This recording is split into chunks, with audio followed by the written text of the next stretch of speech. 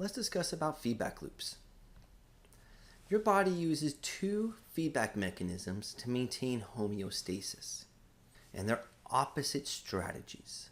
The first strategy is to reduce change, to subtract from that change, and that's why it's called a negative. Its opposite is to increase change, and that's to add to the change, and we call that a positive. So, a negative feedback loop is when your body tries to reduce the amount of change and to go back to normal. So, once homeostasis is disrupted, your body tries to go back to the set point. Your set point is like an optimal level. It's what you know as normal. A positive feedback loop is when your body adds to the change. It's amplifying that change.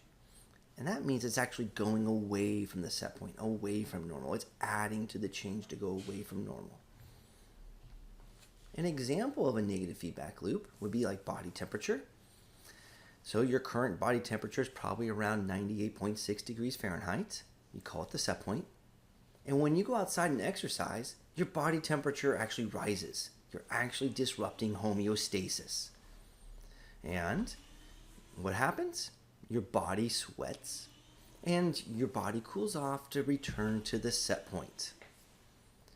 Well, the opposite is true too. So you go outside and it's really cold. You're actually still disrupting homeostasis. Your body temperature drops. And you shiver, your skin tightens, and the whole goal is to heat up the inside of your body back up to 98.6 degrees Fahrenheit, returning to the set point.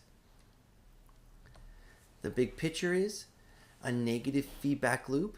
Once homeostasis is disrupted, the goal is to reduce the change and get back to the set point. A positive feedback loop is its opposite. And there's several examples. So like in fruit, they actually release a gas when they ripen, and that gas communicates to nearby fruit to telling them to ripen also. Notice it's always going away from what is normal, where they're at right now.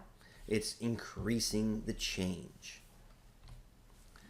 Another example of a positive feedback loop is when your blood vessel bursts, like a cut in the skin, and you bleed. Well, what's happening is the body's actually trying to bring lots of platelets to the injury of the blood vessel. And the platelets are forming a blood clot. So the goal was of your body, bring a lot of blood there, bring a lot of platelets to the injury, and for the goal of actually causing a blood clot to then stop the bleeding entirely. I'm hoping this helps. Thanks for listening.